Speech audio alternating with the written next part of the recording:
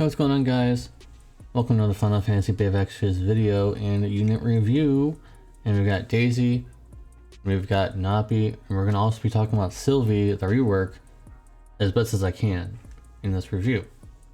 So, Daisy, her estimator does get rework. Her estimator does get buffed in the future in a Chronicle battle, so it'll be a lot better in the future. Trust me. It's not very good right now, but it'll be better in the future. 70% physical mitigation on cooldown. This got people riled up back then. When you look at it now, it's just like it's still good, but it's just like our eyes have been progressively getting power corrupted by a lot of things in this game in the JP side, so you'll see what I mean in the future. But it's still pretty good. 50% targeting chance, multiple abilities that provide human mitigation, but they're a little low because I think she was. I would say she was one of the first that has mitigation that are racial abilities, but she was not. I don't think she was the absolute first. Maybe she was. I think actually she was. That's why it's so low. She was either one of the first or the first. That's why hers is like only like 10%, 15%. Not very strong, but it is there. Physical cover tank, of course. She has a dispel ability, which I've used on several occasions. Remember, guys, I'm only going to add things in here that you guys need to know. I'm not going to put anything in here that's just useless filler or anything like that. So, light and Earth Stardust Ray Chaining, and light and Earth Resistance Plus.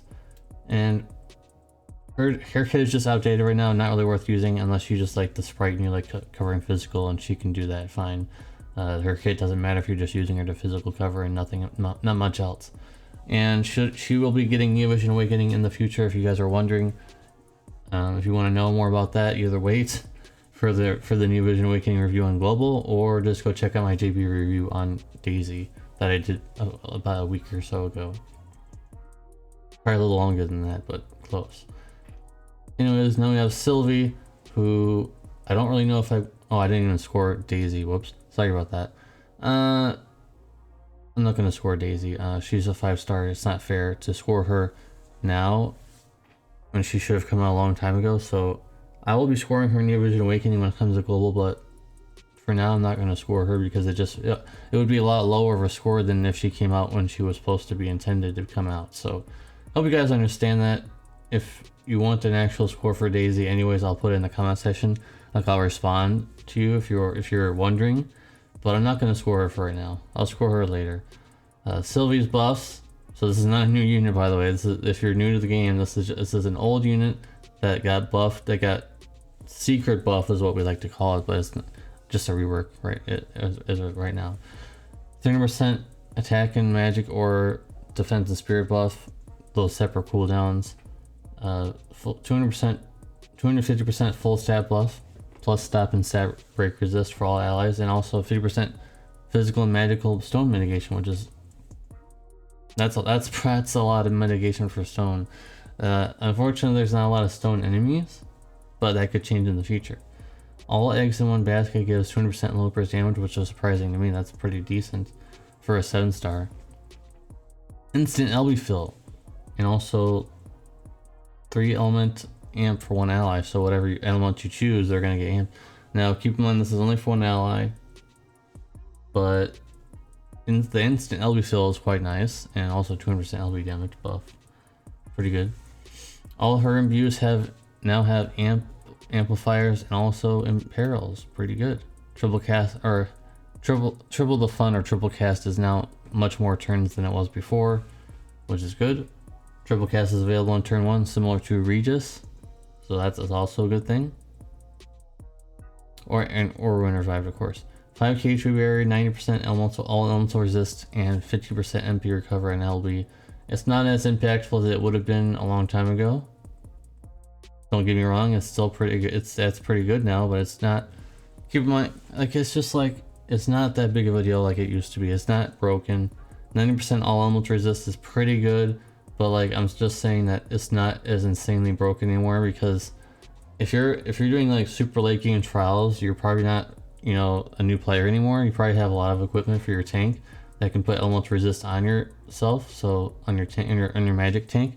So this is not as impactful anymore unless you have like you really don't want to do like a physical cover route when you're supposed to do magic at this point in the game. Used to be able to do it in the past. You could do magic or physical cover, and you could get around and put some buffs on your team and stuff like that. But you don't really want to do that too much anymore because the damage is just too high for a lot of things. So the one burst is going to probably be in contention in the comment section. Your mileage may vary if you think this is more useful than me. I personally feel like this is not as useful right now, but maybe in the future, like a lot of things in the future could be better than they are now because the meta could change. Like I mentioned, you would need a physical cover tank, but you need buffs for everybody that are elemental resistance in a trial, and that means that she would be good in that way.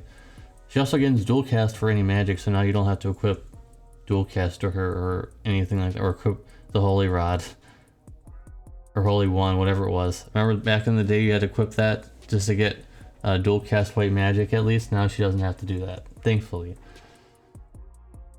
Well, that's where the positives end. Growing offensive, defensive are slow and not that good, and their buffs are just whatever. You would only use them if you wanted LB fill rate buff, that's about it. Her breaks are only 75%, and they're not all, it's not a full break, so still not that amazing. It's basically just as it was before, but in the new era, it's just basically only used if you need them in an emergency and your breakers either kaput or just can't do it that turn or something, because this has happened to me a few times in the past. Her 300% stat buff are only single target, and there will be better buffs in the future on units that may be free. I'm assuming the Aerith will be free because they haven't screwed this up yet. So Aerith will be free, and she has 400% stat buffs for all allies, among a lot of other things that she can do. So granted that she's not going to be as much of a Swiss Army knife as Sylvie is, but her stat buffs are just much higher. And like I mentioned, for all allies, and Sylvie still can only do single target for her best buffs. Not that good. Not that good to me. So in terms of overall revamp, I would say they get an 8 for me. It's kind of like a lukewarm thing for me because I'm not the one I'm not gonna say, oh, I never use Sylvie, I don't really know how well she's gonna do. I use Sylvie all the time, so I was looking forward to these buffs. They're pretty good, but to me personally, they're not as amazing as maybe we were hoping for. But remember guys, that she is a very old unit. She's a 5-star. Why would they buff up a 5-star too much? They didn't even give us Tidus buffs. If you're wondering what Tidus buffs are, they're actually really amazing, and go check out my videos on that. Tidus buffs were insane. I don't know if we're gonna get them. So those are the kind of things that are significant. This is it's about what you would expect from Sylvie, because she was never amazing at anything. She's the jack of all trade, master of none type thing. So that's basically how it's gonna go for Sylvie. So if you were hoping for one of the best supports ever, I'm sorry to tell you that it's not gonna be the case, but she's still good. She's still good, I would say. And finally, Nappy. We got Nappy here with a pretty good STMR. Not amazing, but it's pretty good. And Nappy has infinite turns, a variety of weapon selection and armor selection. I was impressed by that. You'd probably be just whipping a greatsword anyways because of the greatsword break, which is the next thing right there. But if you don't need greatsword break, maybe you'd want to use something else. She has pretty good weapon selection for that. 2% TDH with a shield on their base form. Starter strike, bolting strike, chaining on both sides. Physical cover, DPS type thing and base, and support type DPS and brave shift. In their brave shift form, 250% defense TDH with a shield, and also 150% beast and dragon killer. Earth infused with some earth amp. Remember guys, I'm only mentioning things that are actually matter, because like any weak buffs or anything like that, I'm not going to waste my time telling you guys that. You don't need to know that. Cooper Barrage can stack, and that can be up to decent modifier. That's the base one, but it can go up to 70 times more with her Lumpers, which I'll be mentioning soon. Her Brave Shift alone burst gives 50% Earth Amp. That's pretty familiar, right? That's pretty. Who got 50% Earth Amp recently? A little bit ago. I wonder. And 135% Earth Imperil, 150% Beast and Dragon Killer buff for themselves, of course, and the 70 times mod buff for Koopa Barrage. That's where it gets a little higher. So don't get too confused, guys. I put the 115 times max to start. Hope you're paying attention to that. And gives, now you can it's like a reverse Zon, but for one ally. It's like he basically takes the buffs and killer buffs for himself from one ally. So it's interesting. I'm sure there's an application for this, and gives HP barriers. Now, unfortunately, there's one fatal flaw, and they were actually doing pretty good. I was very, like, for the other two, there was barely any flaws that I could really mention that were not nitpicking, because I don't want to nitpick too much.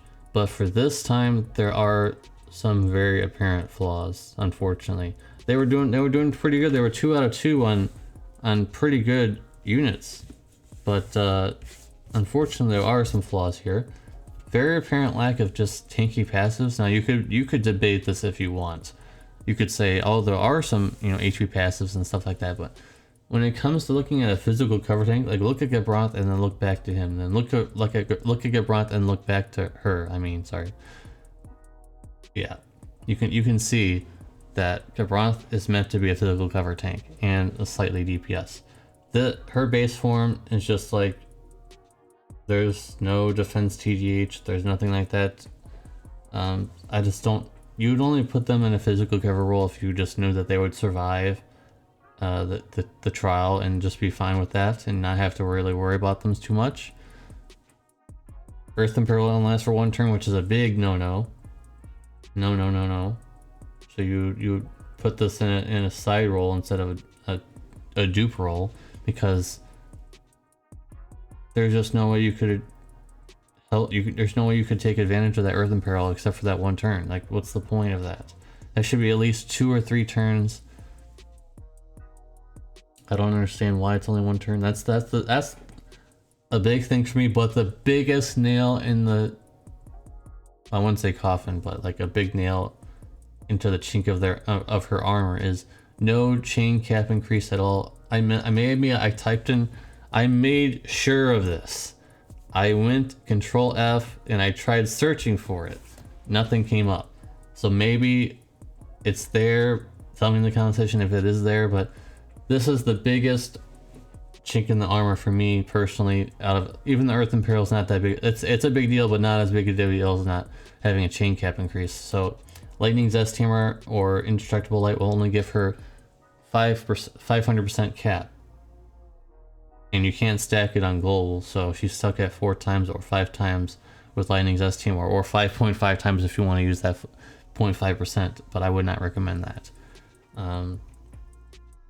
That's the biggest thing for me, guys. Unfortunately, she's not going to be that big of a damage dealer without that 600% cap help with Lightning Zest Hammer. Unfortunately, she does not start with it.